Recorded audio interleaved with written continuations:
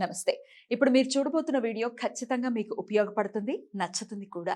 మరి మీకు నచ్చిన విషయం నాకు తెలియాలి అంటే ఈ వీడియోని మీరు లైక్ చేయాలి, షేర్ చేయాలి, అలాగే మన ఛానల్ని సబ్స్క్రైబ్ చేయాలి. మీ సపోర్ట్ని నాకు అందిస్తారు కదా.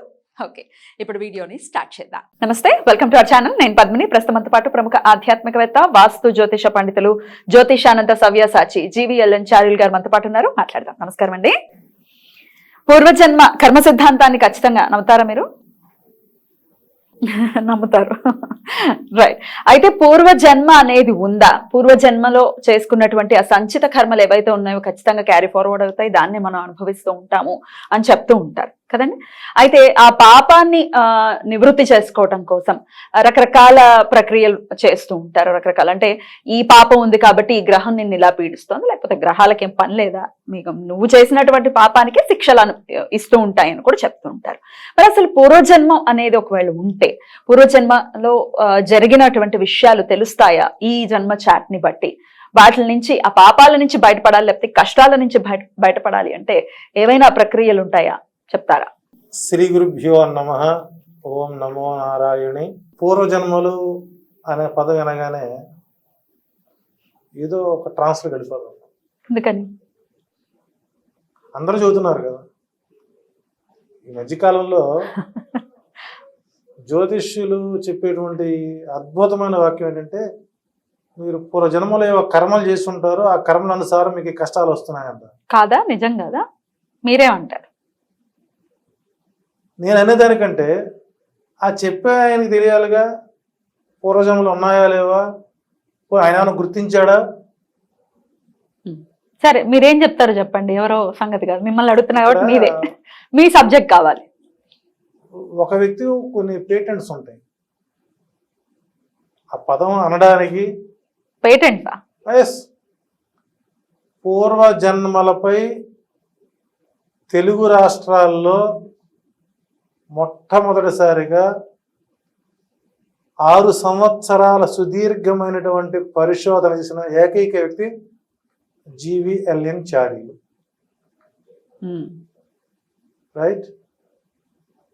నాకు అర్హత ఉంది, ఎందుకంటే నేను నా పూర్వజన్మని తెలుసుకున్నాను.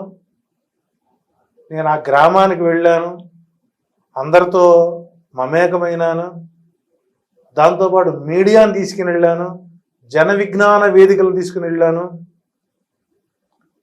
ప్రూవ్ చేసి ఆ తర్వాత ఒక్కొక్కళ్ళు ఆ స్టూడియోలో కూర్చోబెట్టి మిమ్మల్ని మీ గతం గుర్తొచ్చిందా, మీరు ఎక్కడికి వెళ్ళిపోయారు అని జరిగినాయి. అవును, ఇట్లాంటి ప్రోగ్రాంలు జరిగాయి. ఇందుకే మీది ఎక్కడ, ఏ గ్రామం చెప్పండి? నాది ఖమ్మం దగ్గర ధంసలాపురం. పూర్వజన్మలో మా ఇంటి పేరు మందడపు. నా పేరు అప్పిరెడ్డి. మందడపు అప్పిరెడ్డి. ఆ జన్మలో నేను ఆంజనేయోపాసకుడను. ఒక చిన్న కట్టె పుల్ల తీసుకొని, మాకు ఊరికి పక్కన వాగు ఒకటి ఉంది, ఆ వాగు పొంగిందంటే ఊరు మొత్తం కొట్టుకుపోతుంది. అందువల్ల మా తాతలు ఇచ్చినటువంటి ఒక మంత్రాన్ని, ఆంజనేయ మంత్రాన్ని చదువుకుంటూ ఆ కట్టె పుల్లతో ఆ ఊరి పొలిమేర చుట్టూ ఉదయాన్నే గీసి వస్తే ఏట్లో నుంచి ఒక చుక్క నీరు కూడా మా ఊళ్ళోకి వచ్చేది కాదు.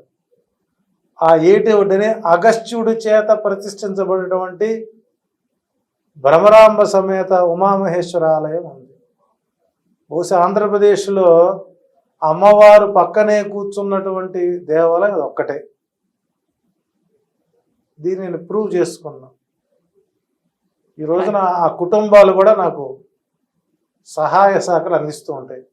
ఎప్పుడన్నా హైదరాబాద్ నుంచి పోయా ఖమ్మం మీద విజయవాడ పోతాను. ఆ ఊళ్ళో కాసేపు గుళ్ళు కాసేపు కూర్చొని పెడతాను. నాకు వాళ్ళు నా వాటా 1500 గజాల స్థలం కూడా నాకు ఇచ్చారు.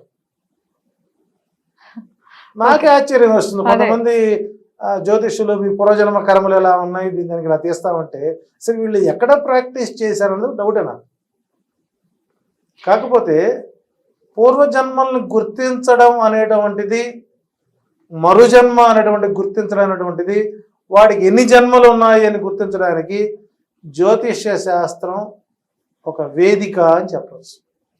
ఈ జన్మ చాట్ ని బట్టి చెప్పచ్చండి. సో లగ్నము నుంచి నీవు పుట్టిన లగ్నము నుంచి 12వ స్థానం వ్యయ స్థానం. నీ పూర్వజన్మ స్థానాన్ని, అంటే ఇక్కడ ఇందా మీరు వ్యయ స్థానం అన్నారు. సో దాని మీకు మాకంటే మీకు మంచి అవగాహన జ్యోతిష్యం, ఎందుకంటే ఇంటర్వ్యూస్ చేసి ఇంతమందిని చేసి రాబోయే రోజుల్లో మీరే బోర్డు పెట్టే ఆల్రెడీ ఆస్ట్రాలజర్ అనుకోవచ్చు. ఎందుకంటే తప్ప నాలెడ్జ్ తెచ్చుకోవడం 100% తప్ప. అంటే ఒక రకంగా చెప్పాలంటే డేటాబేస్ నమ్ముకుని చెప్పి ఆస్ట్రాలజర్ దొరకంటే మీరు 100% బెటర్ కదా. మాన్యువల్ గా మీరు రాయలేకపోవచ్చు జాతకాన్ని, అది కూడా ప్రయత్నం చేస్తారేమో. ఆ లక్షణాలు మిగిలి ఉన్నాయనుకుంటున్నాను నేను. ఎంతకాలం అంటే మనం యాంకరింగ్ చేసుకుంటూ చేద్దాం చెప్పండి. నేను కూడా దీన్ని వదిలేద్దాం అనుకుంటే, ఈ ఫీల్డ్ వదిలేద్దాం అనుకుంటాను నేను కూడా. మీరు ఇటు వచ్చేయండి, అది రాబోయే రోజు సరిపోతుంది. అదే ఇక్కడ లగ్నము నుంచి 12వ స్థానం పూర్వజన్మ స్థానం, లగ్నము నుంచి 2వ స్థానం రాబోయే జన్మస్థానం. అయితే ఇక్కడ ఈ జన్మల్ని క్యాలిక్యులేషన్ చేసే విధానం, ఆ పద్ధతి వేరండి. ఇప్పుడు ఈ జన్మలో నీవు మేష లగ్నంలో పుట్టారు అంటే పూర్వజన్మలో మీరు మీన లగ్నంలో మరణించి ఉంటారు. అవునా, ఆర్డర్లోనే వస్తుందా? ఆర్డర్లోనే వస్తుంది. ఒకటి, అసలు మీరు చెప్పినటువంటి ఈ మేష లగ్నం కరెక్ట్ అవునా కాదా అని ఎంతోమంది జ్యోతిష్యులు క్యాలిక్యులేషన్ వేస్తారు. మీరు ఏదో చెప్పారు, మేము రాసుకున్నాం, మేము వేసేస్తున్నాం. కానీ ఇదే నరసింహాచార్యులు ఆడపిల్ల జాతకం అయితే 10 నెలల 10 రోజులు వెనక్కి వెళతాడు. మీరు చెప్పిన డేట్కి, మీరు చెప్పిన టైంకి, ఆ టైము ఈ లగ్నం కరెక్ట్గా వస్తే మీరు చెప్పిన date of birth correct. 9 months 9 daysకి వెళితే బాబు మగపిల్లవాడి జాతకం, ఈ లగ్నం కరెక్ట్ అవ్వాలి. అంటే నీకు గర్భోత్పత్తి లోపల బీజం పడినటువంటి లగ్నమే నీ పుట్టుకకు లగ్నం అవుతుంది. అంటే ఇక్కడ జ్యోతిష శాస్త్రంలో 16 రకాల సిద్ధాంతాలు ఉన్నాయి. అందులో అతి కష్టమైనది, అతి ఉత్కృష్టమైనది ప్రపితామహ సిద్ధాంతం. బహుశా 1972లో ఉన్న జ్యోతిషులకు కూడా ఈ సిద్ధాంతం ఉందా అన్నటువంటి సందేహం కలుగుతుంది. కానీ ప్రపితామహ సిద్ధాంతం అద్భుతమైనటువంటి జాతక పరిశీలనకి, వారి సమస్యను పరిష్కరించడానికి ఉపయోగపడుతుంది. సో కాబట్టి పూర్వజన్మలోనే ఉన్నాయి, వాటిని సాధనపూర్వకంగా ప్రయత్నపూర్వకంగా, సపోజ్ మనం ఒక వ్యక్తి చూసినప్పుడు మిమ్మల్ని ఎక్కడో చూసినట్లు అనిపిస్తుంది, అంటే నీకు ఒక స్ఫురణకు వస్తూ దాన్ని సాధన చేయలేకపోవడం మనం చేసేటువంటి తప్పు. నాకు కూడా నేను 6 సంవత్సరాలు కూడా విస్తృతమైన పరిశోధన చేసిన తర్వాత నేను ఒక గురువుని ఆశ్రయించానండి. బహుశా ఆ గురువు గారు ప్రపంచానికి తెలియనటువంటి ఒక గొప్ప గురువు. నా గురువు ఎక్కడ సముద్ర తీరం ఒడ్డున ప్రకాశం జిల్లాలో ఒక మారుమూల గ్రామంలో వారు నా చేత సాధన చేయించారు. ఆమె జన్మను చెప్పుకుంటూ వస్తూ నన్ను ఇప్పటికీ ఆమె బిడ్డ అని పిలుస్తుంది. నువ్వు పూర్వజన్మలో నాకు పెంపుడు కొడుకువి, నాకు పెళ్లి కాకపోయినా నా అమ్మ నా దగ్గరికి వచ్చావు అని వారి, మీకు బహుశా మీకు తెలుసు తెలీదు, మనకు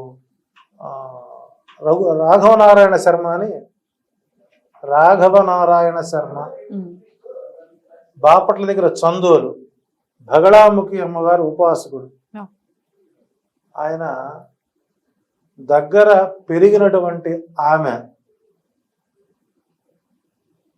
వెంట తిరిగిన నేను అని ఆమె కథంతో చెప్పుకొచ్చారు. మనం పూర్వజన్మలు ఇక్కడ కలిసాము, ఇలా ఉన్నాం కాబట్టి నువ్వు జన్మ తెలుసుకోవద్దు, సాధన చేయించి.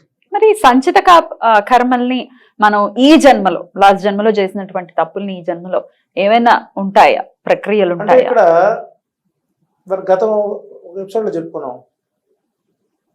సంచిత కర్మలు అంటే కూడబెట్టినట్టు. దృఢ కర్మలు, అదృఢ కర్మలు, దృఢ కర్మలు. ఇప్పుడు చాలా మంది మనం పరిహారాలు చెబుతూ ఉంటాం కదా. చెప్తాం.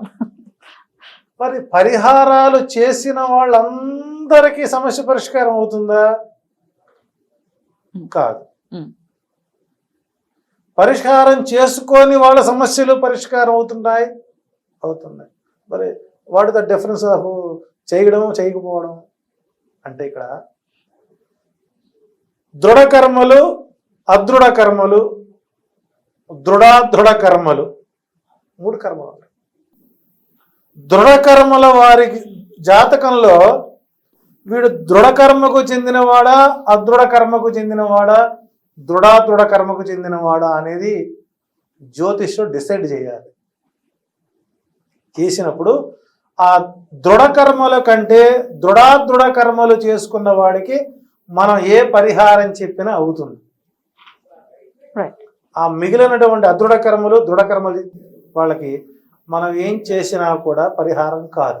అందుకే మేము ఎన్నో జపాలు చేసామండి, ఎన్నో తపాలు చేసామండి, ఎన్నో దానాలు చేసామండి, యూట్యూబ్ లో చెప్పిన ప్రతి ఒక్కళ్ళు కూడా మేము చేస్తున్నాడు కానీ మా పని కావడం లేదు. మరి వాళ్ళ పరిస్థితి ఏంటి? మరి మొదట జాతక పరిశీలన చేయాలి. రైట్. చేసిన తర్వాత ఆగామి సంచిత ప్రారంభ కర్మల్లో వీరికి వేది ఎంటాడుతుంది అనేది చూడాలి. అది కావాలంటే పూర్వజన్మ సుకృతం తెలుసుకోవాలి. పూర్వజన్మ తెలుసుకుని అక్కడ చేసిన పొరపాట్ల మొత్తాన్ని మనం క్యాలిక్యులేషన్ వేసుకుంటూ ప్లస్సా మైనస్సా ఇంట్రెస్టా దాని దగ్గర పరిహారం చాలా పెద్ద ప్రాసెస్. అదే చాలా మంది అడుగుతారు పూర్వజన్మ గురించి మాకు చెప్పండి తెలుసుకుని ఏం చేయాలి. నేను కూడా తెలుసుకుని ఇబ్బందులు పడ్డాను. అంటే ఇక్కడ పూర్వజన్మలు తెలుసుకోవడం కంటే కూడా మనం ఏ కనండి కాబట్టి మిమ్మల్ని చూసి మేము పిలవలేదు, ఆమె అడిగే ప్రశ్న బట్టి అది మాకు కనెక్ట్ అయింది. సో ఇక్కడ అనుసంధానం అనేటువంటిది జాతకానికి ముఖ్యం. సో ఇక్కడ పూర్వజన్మల గురించి తెలుసుకునే ప్రయత్నం చేయకండి. కానీ ఏ కర్మ చేస్తే మనకు ఇబ్బంది వచ్చింది దాని పరిహార మార్గాలు ఏంటనేది మనం తెలుసుకో ప్రయత్నం చేయాలి. రైట్. దానికి డెఫినెట్ గా దానికి సమయం కేటాయించాల్సి ఉంటుంది. ఏదో రెమెడీ చెప్పేయటం కాదు, జాతక పరిశీలన చేసి సమయాన్ని కేటాయించి తెలుసుకునేటటువంటి ప్రయత్నం చేస్తే ఖచ్చితంగా ప్రతి సమస్యకి సొల్యూషన్ అనేది దొరుకుతుంది. Right sir, thank you so much sir. నమస్తే.